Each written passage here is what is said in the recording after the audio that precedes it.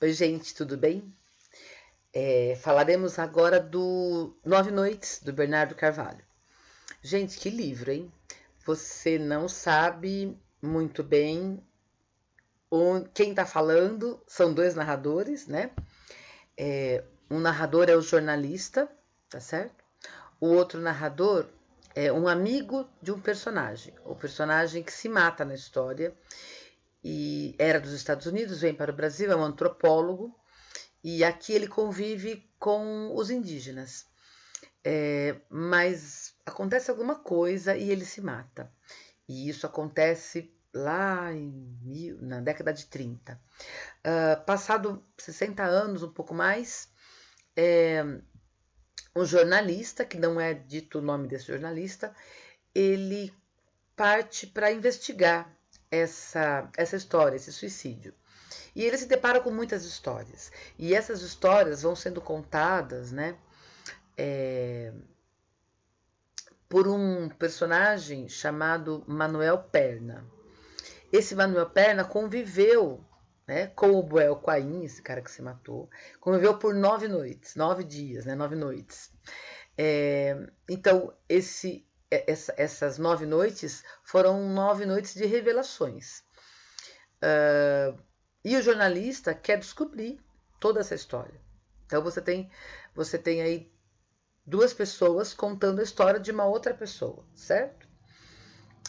Então você vai vendo que o livro vai fazendo essa transposição de narradores, eles se entrelaçam, eles costuram a narrativa e você vai lendo, não sabe onde está pisando.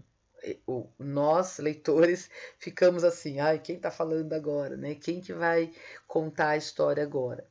Mas, gente, o livro ele tem uma linha interessante, porque ele vai repetindo algumas frases, ele vai repetindo algumas palavras que sempre te remetem a quem está falando, ou parece que o autor quer colocar uns trejeitos, assim, sabe, nos personagens, mostrando quem é que está falando. Então, às vezes você reconhece quem está falando por essas repetições, por esses trejeitos, assim, né?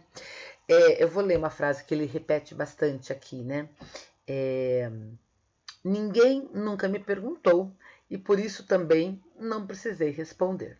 Todo mundo quer saber o que sabem os suicidas.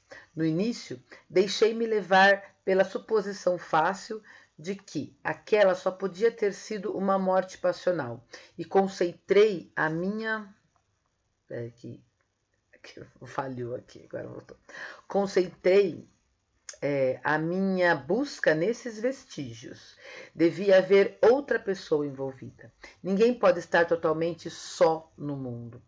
Tinha que haver uma carta em que ele revelasse os seus desejos e sentimentos. Na manhã de 8 de março de 1939, enquanto esperava as mulas e os mantimentos para a caminhada de 6 dias até a aldeia de Cabeceira Grossa, Quain aproveitou para pôr em dia a correspondência, sentado à máquina de escrever. Então, ele deixa ali algumas cartas, arquivos, entrevistas, estão à mão, mas algumas se perdem, e o jornalista vai atrás dessas cartas, vai atrás dessa vida que ele quer levantar desse cara que se suicidou, que é o Buel Quain, certo? Então, essa é uma obra vastíssima, gente. No final dela, ele chega a conseguir conversar com o filho de um fotógrafo que é muito amigo, né? Que foi muito amigo do Buel Quain, né? Dá até a impressão ali em alguns momentos que eles eram namorados, assim, né? Mas não tudo muito velado, né? Imagina, numa época como essa era complicado. Então, assim, o suicídio, né? O suicídio realmente é fato, é real. Agora, muita coisa é ficção, mas onde acaba a ficção? e aonde acaba a realidade a gente não sabe. Então, ele tem muitos personagens, tem muita gente de verdade na história, e você muitas vezes precisa ir pesquisar. Então, por exemplo, eu fiz uma pesquisinha aqui só para colocar nesse vídeo, bem curtinha, que é assim: há uma personagem não fictícia que faz referência à mentora da antropologia no Brasil, a própria Heloísa Alberto Torres. Então, você tem muitas referências no livro, sabe? É um livro riquíssimo. Referências em cultura indígena, sabe? Como ele é um norte-americano, ele tá no Brasil, então ele tem essa coisa de esses costumes, a comida, uma série de coisas, gente. Ele coloca o indígena num lugar bastante distante do que o romantismo faz, né? Porque o romantismo coloca o indígena como um herói e tudo, né? Aqui não, aqui ele vai traçando, sabe? As, é, é, a vida, o ser humano, sabe? Indígena, né? Que também é complexo, que também tem falhas e tudo mais. Então, é muito interessante, sabe? Você vai encontrar muitos traumas, né? Com a morte, muitas perdas, muitas amizades que se vão. Você vai encontrar sempre problemas com o pai.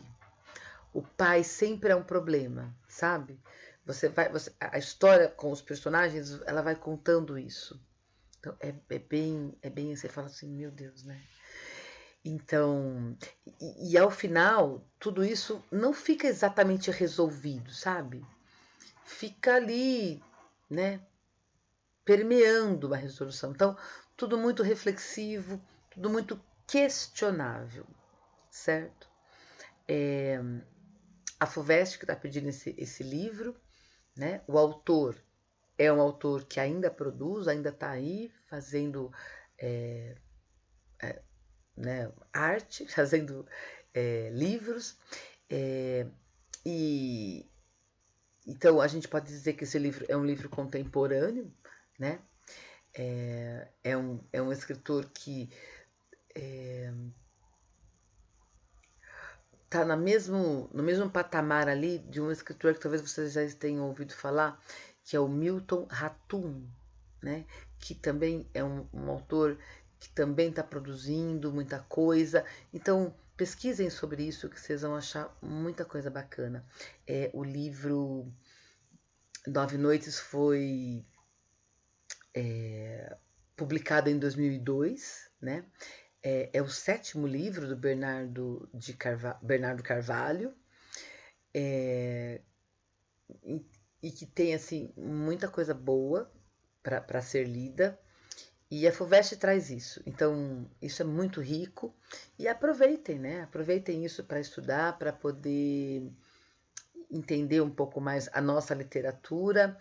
E esse livro traz essas culturas todas misturadas. E que ao final você vai dizer assim: mas o livro não acabou? Acabou. Tá? Pensa que as coisas na vida da gente de verdade nem sempre se resolvem assim tão redondinhas, né? Como a gente gostaria que elas fossem. Mas ele dá ali um ele dá ali um caminho para você pensar, mas sempre tudo muito questionável, nada fechadinho, nada redondinho. A gente vai conversar mais sobre esse livro, tá? Por enquanto é isso. Um beijo. Leiam, isso é o mais importante.